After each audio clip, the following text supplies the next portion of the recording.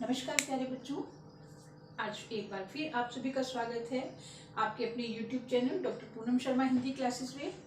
प्यारे बच्चों, इससे पूर्व की जो हमारी वीडियो थी वो उपसर्ग से संबंधित थी।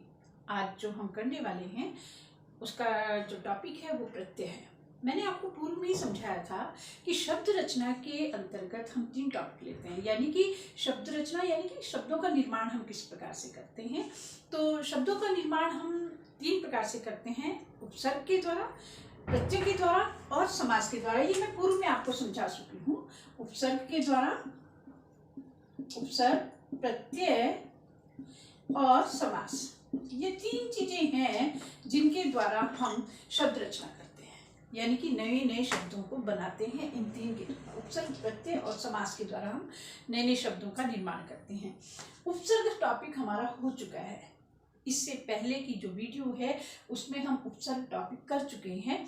मुझे उम्मीद है सभी बच्चों को ये वाला टॉपिक अवश्य ही समझ में आया होगा। आज का जो हमारा टॉपिक है वो है प्रत्यय। इसमें थोड़ा सा मटेरियल मैंने पहले से ही बोर्ड पर लिख दिया है ताकि थोड़ा समय आप लोगों का बच जाए। तो आज का जो हमारा टॉपिक है वो है उपसर्ग, सॉरी माफ करना बच्चों, प्रत्यय है। आज का हमारा टॉपिक जो है वो है प्रत्यय। अब देखिएगा, आप इन दोनों को अगर कंपेयर करते हैं, उपसर्ग और प्रत्यय की तुलना अगर करते हैं, तो उपसर्ग हमेशा शब्द के पहले लगते हैं और प्रत्यय हमेशा शब्द के पीछे लगते हैं। ये बात आप हमेशा ध्यान रखिएगा। कभी भी एग्जाम में इसमें कंफ्यूज होने की बिल्कुल आवश्यकता नहीं है कि ये अगर आ जाए कि शब्द से उपसर्ग और मूल शब्द को अलग कीजिए या दिए गए शब्द से प्रत्यय और मूल शब्द को अलग कीजिए, तो ये बात आपको हमेशा बच्चों ध्यान में रखनी है कि उपसर्ग हमेशा शब्द के पहले लगते हैं और प्रत्यय हमेशा शब्द के बाद में लगते हैं। तो आज का टॉपिक जो हमारा प्रत्यय है उसमें परिभाषा मैंने पहले ही लिख दी है, देखिएगा। प्रत्यय वे शब्दांश हैं। अब ये ध्यान रखिएगा, शब्दांश मैंने अंडरलाइन कर दिया है। उपसर्ग के अंतर्गत भी मैंने आपको ये समझाया था कि जो उपसर्ग है वो शब्द नहीं है, शब्दांश है। तो ऐसे ही प्रत्यय भी जो है वो शब्दांश है, यानी कि शब्द का अंश है, जो किसी भी शब्द के पीछे जुड़कर उसके अर्थ को परिवर्तित कर देते हैं। यानी कि प्रत्यय में भी वो ताकत होती है जो किसी भी शब्द के पीछे लग करके, किसी भी शब्द के पीछे जुड़ करके उसके अर्थ को पूरी तरह से बदल देती हैं, जैसे कि उपसर्ग बदलते हैं। अब एग्जाम्पल देखिएगा, जैसे उदाहरण के लिए हम देख लेते हैं, बूढ़ा प्लस आपा। बूढ़ा जो है उसमें हमने आपा प्रत्यय जोड़ा तो शब्द बना हमारा बूढ़ापा। ध्यान रखिएगा, बूढ़ापा, मात्रा भी चेंज हो जाती है। लड़ प्लस आई, आई प्रत्यय हमने लड़ में, लड़ हमारी धातु है, लड़ में जोड़ा तो हमारा आई प्रत्यय जोड़ने के बाद शब्द बना हमारा लड़ाई। ठीक है, तो ये हमारे 2 उदाहरण हो गए, बूढ़ा प्लस आपा बूढ़ापा और लड़ प्लस आई लड़ाई। ये दोनों एग्जाम्पल हमारे किसके हैं? प्रत्यय के हैं। अब आगे देखिएगा बच्चों, प्रत्यय कितने प्रकार के होते हैं? प्रत्यय कितने प्रकार के होते हैं? प्रत्यय हमारे 2 प्रकार के होते हैं। नंबर 1 है हमारा कृत प्रत्यय और दूसरा है हमारा तद्धित प्रत्यय। तद्धित प्रत्यय, कृत प्रत्यय हमेशा कहाँ लगते हैं? क्रिया की धातुओं के साथ लगते हैं। कहाँ लगते हैं? क्रिया की धातुओं के साथ जो जुड़ते हैं उन्हें हम क्या कहते हैं? क्रिया की धातु के साथ जुड़कर नए नए शब्द बनाते हैं, उसे हम क्या कहते हैं? उसे हम कृत प्रत्यय कहते हैं। किसके साथ जुड़ते हैं? क्रिया की धातु के साथ जुड़ते हैं। अब आप बच्चों सोच रहे होंगे कि क्रिया किसे कहते हैं, जबकि ये बहुत छोटी क्लासेस से हम शुरू कर देते हैं। साइंस में भी क्रिया का आपको पता होगा, एक चैप्टर होता है साइंस में भी क्रिया। ठीक है, तो उसी प्रकार से हिंदी में, व्याकरण में क्रिया किसे कहते हैं?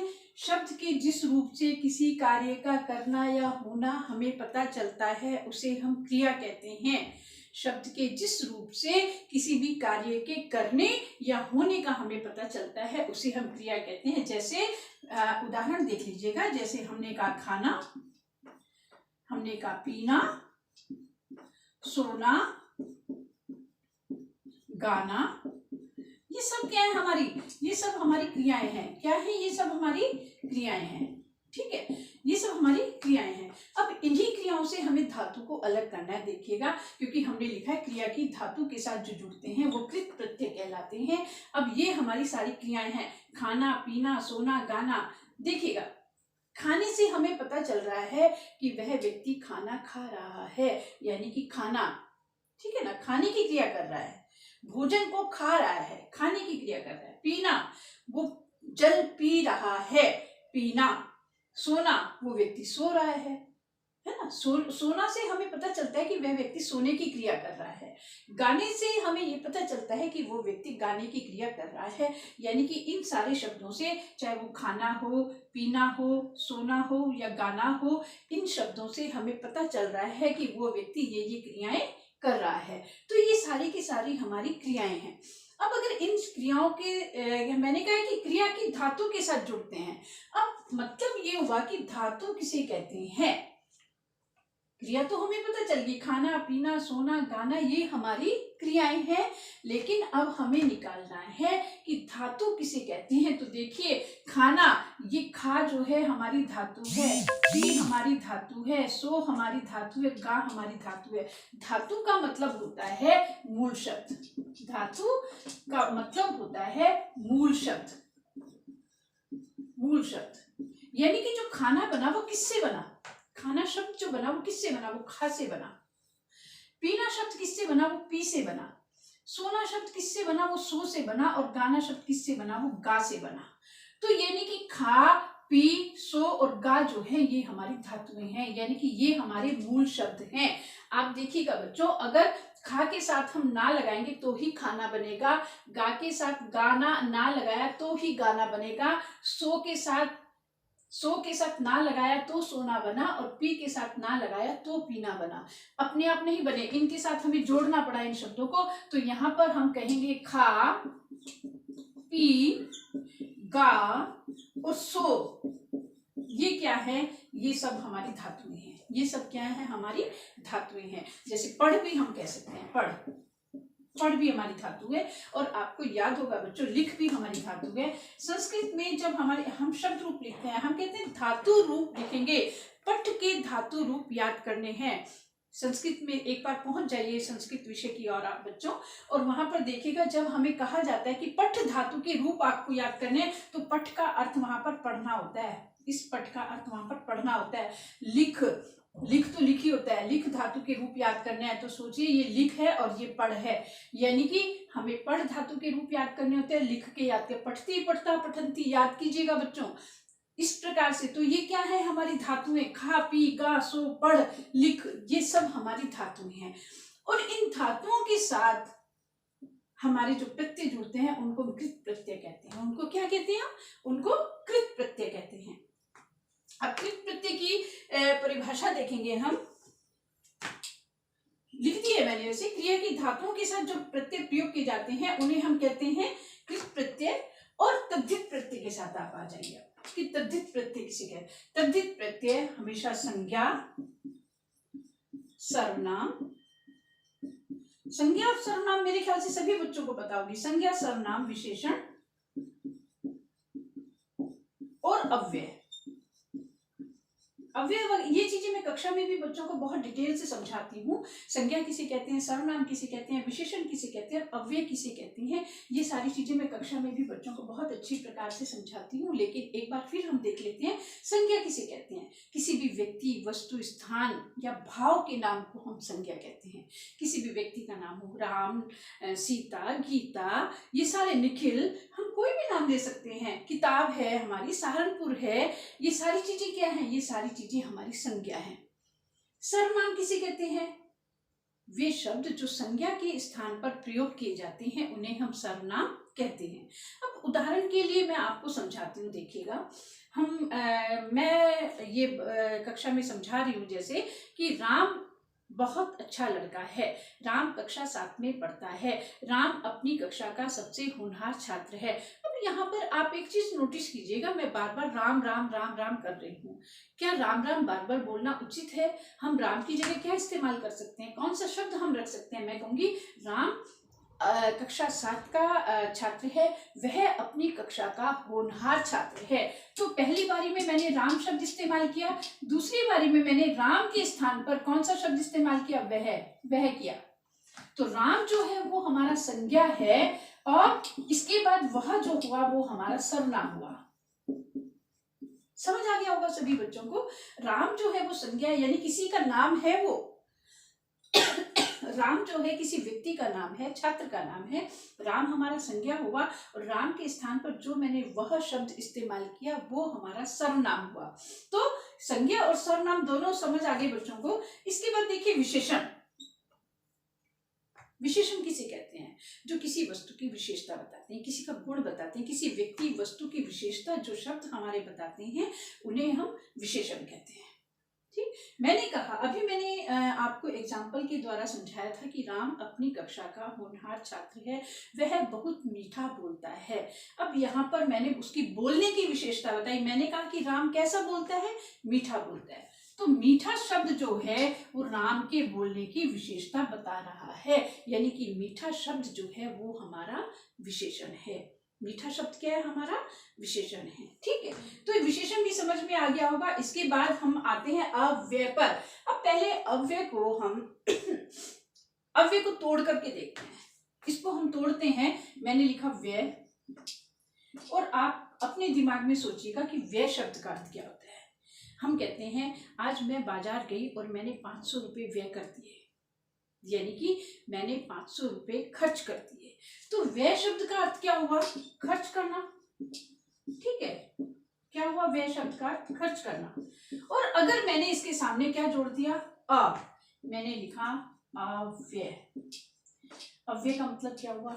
जिसका कुछ खर्च नहीं होता, जिसका कुछ भी खर्च नहीं होता, जिसका कुछ भी खर्च नहीं होता उसे हम क्या कहते हैं? उसे हम अव्यय कहते हैं। जिसका कुछ भी खर्च नहीं होता उसे हम अव्यय कहते हैं। लेकिन जब हम व्याकरण के संबंध में हम बात कर रहे हैं, व्याकरण के विषय में हम बात कर रहे हैं, तो वहां अव्यय शब्द का अर्थ होता है कि वे शब्द जिनका वचन, लिंग, काल के अनुसार जिन शब्दों में कोई परिवर्तन नहीं होता उन्हें हम अव्यय शब्द कहते हैं। ऐसे शब्द जिनमें क्रिया के अनुसार, काल के अनुसार, वचन के अनुसार कोई परिवर्तन नहीं होता, वे शब्द हमारे क्या कहलाते हैं? वे शब्द हमारे अव्यय कहलाते हैं। तो देखिएगा यहाँ मुझे लगता है कि इन संज्ञा, सर्वनाम, विशेषण और अव्यय, इन सब का अर्थ आपको समझ आ गया होगा। अब देखिएगा इसमें जब हमारे प्रत्यय संज्ञा शब्द के साथ जुड़ते हैं तो वो क्या बनाते हैं? भाववाचक संज्ञा बनाते हैं। विशेषण के साथ जुड़ते हैं तो क्रिया विशेषण बनाते हैं। ठीक है, इस प्रकार से ऐसे शब्द जो हैं हमारे क्या कहलाते हैं? तद्धित प्रत्यय कहलाते हैं। तो अब जब मुझे लगता है ये चीजें दोनों सबको समझ आ गई होंगी कि प्रत्यय हमारे दो प्रकार के होते हैं। नंबर 1 है कृत प्रत्यय, नंबर 2 है तद्धित प्रत्यय। कृत प्रत्यय हमेशा क्रिया की धातु के साथ प्रयोग किए जाते हैं। अब क्रिया और धातु दोनों ही मैंने आपको अलग अलग करके समझा दी है, तो मुझे लगता है इसमें कोई डाउट अब किसी बच्चे को नहीं रहेगा कि क्रिया किसे कहते हैं और धातु किसे कहते हैं। तो हमेशा क्रिया की धातु के साथ जो प्रयोग किए जाते हैं कृत प्रत्यय कहलाते हैं, और तद्धित के अंतर्गत संज्ञा, सर्वनाम, विशेषण और अव्यय के साथ जो प्रयोग किए जाते हैं उन्हें हम क्या कहते हैं? तद्धित प्रत्यय कहते हैं। अब इसमें एक चीज और ध्यान रखिएगा बच्चों, कृत प्रत्यय के द्वारा जो शब्द बनते हैं वे कहलाते हैं कृतंत। क्या कहलाते हैं? कृतंत। यानी कि कृत प्रत्यय से बने हुए शब्द जो हैं वो कृतंत कहलाते हैं, और तद्धित प्रत्यय के द्वारा जो शब्द बनते हैं उन्हें हम तद्धितांत कहते हैं। क्या कहते हैं? तद्धितांत कहते हैं। तो इस प्रकार से तद्धितांत कहते हैं। जो शब्द हमारे प्रयोग किए जाते हैं इन्हें हम, इसमें ध लग जाएगा, तद्धितांत कहे जाते हैं। यानी कि क्रिया के द्वारा बने हुए शब्द कृतंत कहलाते हैं और तद्धित प्रत्यय के द्वारा बने हुए शब्द तद्धितांत कहलाते हैं। यानी कि जिनके अंत में कृत प्रत्यय हो और जिनके अंत में तद्धित प्रत्यय हो। ये चीज ध्यान रखिएगा, एग्जाम में कई बार पूछ लिया जाता है। अब यहाँ पर मैंने कुछ शब्द पहले ही लिख दिए हैं उदाहरण के लिए। देखिएगा कृत प्रत्यय के उदाहरण देखिएगा आप लोग, कृत प्रत्यय के उदाहरण देखिएगा। मैंने लिखा है हंस। हंस हमारा कृत प्रत्यय का उदाहरण है।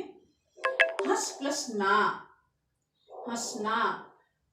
हंसना की धातु होगी हंस, हंस प्लस ना हंसना। गा प्लस ना गाना। चुन प्लस आओ चुनाव। कमा प्लस ऊ कमाऊ। चाट प्लस ओरा चटोरा। अब देखिएगा बिगड़ प्लस एल बिगड़ैल। हम कहते हैं ना ये तो बहुत ही बिगड़ैल है, यानी कि जो बहुत ही बिगड़ा हुआ है, जिसकी आदतें अच्छी नहीं है, तो बिगड़ैल बोलते हैं इसको। इन शब्दों को मैं लिख देती हूँ। हंसना, ये सब हमारे कृत प्रत्यय के उदाहरण हैं। गाना, चुनाव,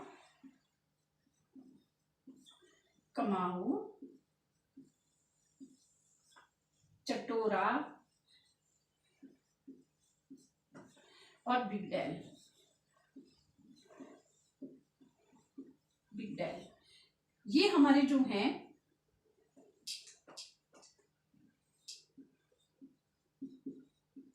ये हमारे जो हैं सभी कृत प्रत्यय के उदाहरण है। लेकिन एक चीज और ध्यान रखिएगा बच्चों, कभी भी एग्जाम में ऐसे अलग नहीं पूछे जाते कि कृत प्रत्यय का उदाहरण बताइए या तद्धित प्रत्यय का उदाहरण बताइए। एग्जाम में ऐसा कभी नहीं आता है। लेकिन चूंकि हम यहाँ प्रत्यय के प्रकार कर रहे हैं तो इस विषय में हमें पता होना चाहिए कि कौन कौन से कृत प्रत्यय हैं और कौन कौन से तद्धित प्रत्यय हैं। अब कृत प्रत्यय तद्धित प्रत्यय की अगर हमें पहचान करनी हो तो हमेशा शब्द के साथ में ना लगाकर देख लेना। अगर बन जाता है तो कृत प्रत्यय है, अदरवाइज तो नहीं है। इसके बाद तद्धित प्रत्यय के अंतर्गत जब हम आते हैं, तद्धित प्रत्यय की बात करते हैं हम। देखिएगा, दोस्त प्लस ई दोस्ती। अब दोस्ती हमारा भाववाचक संज्ञा है। दोस्ती क्या है? हमारा भाववाचक संज्ञा। मैंने बताया आपको, जो जब संज्ञा के साथ जुड़ते हैं तो भाववाचक संज्ञा बनाते हैं। दोस्त हमारा संज्ञा है, इसके साथ में हमने ई प्रत्यय लगाया तो दोस्ती शब्द बना, यानी कि भाववाचक संज्ञा बन गया। मानव प्लस ई है मानवीय। मानवीय,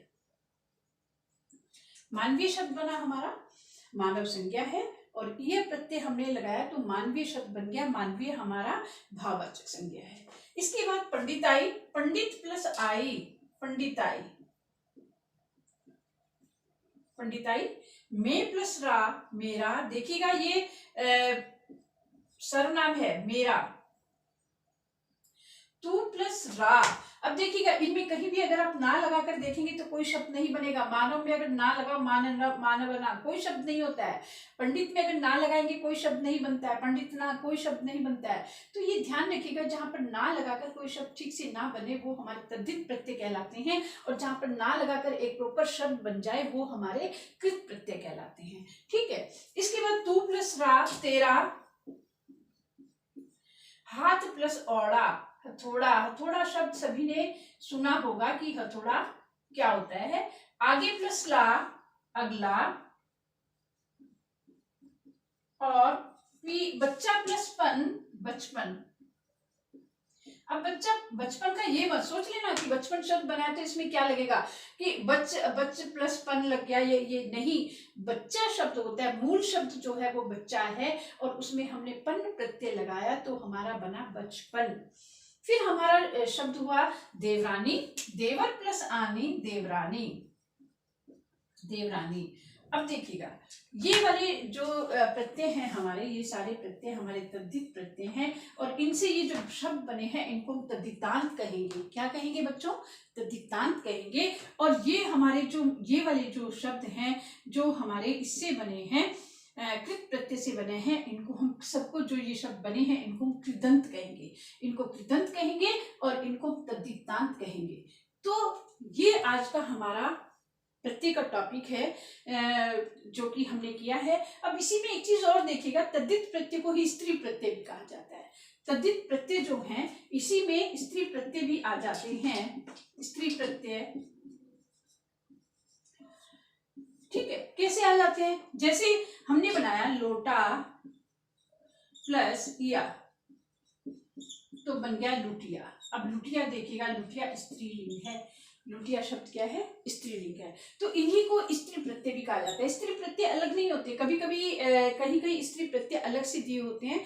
स्त्री प्रत्यय अलग नहीं होती, तद्धित प्रत्यय के अंतर्गत ही स्त्री प्रत्यय भी आ जाते हैं हमारे। तो ये हमारा प्रत्यय का टॉपिक जो है आज का कंप्लीट हो गया है और मुझे उम्मीद है ये सभी को समझ आया होगा। इसमें कोई ऐसी चीज नहीं है जो कि समझ ना ही हो। फिर भी आप लोग इनको अच्छी प्रकार से करें, समझें। और अगर आपको इससे संबंधित कोई भी आपकी जिज्ञासा हो तो वो कमेंट बॉक्स में जाकर के आप मुझे लिख करके भेज सकते हैं। मैं पूरा प्रयास करूंगी कि मैं आपकी जिज्ञासा को शांत कर सकूं। मुझे उम्मीद है सभी को समझ आई होगी मेरी ये वीडियो। और इससे अगला जो टॉपिक हम करने वाले हैं वो हम समास करेंगे, क्योंकि मैंने बताया था शब्द रचना के अंतर्गत उपसर्ग, प्रत्यय और समास, ये 3 टॉपिक हमारे आते हैं। जिसमें से उपसर्ग हम कर चुके हैं। आज दूसरा टॉपिक प्रत्यय भी हम कर चुके हैं। अब थर्ड टॉपिक हमारा रह गया समास। समास हम करेंगे। इनको आप अच्छी प्रकार से देखिएगा। मेरी वीडियो अगर आपको पसंद आई हो तो लाइक करें, कमेंट करें और हाँ, मेरे चैनल को सब्सक्राइब अवश्य करें। धन्यवाद।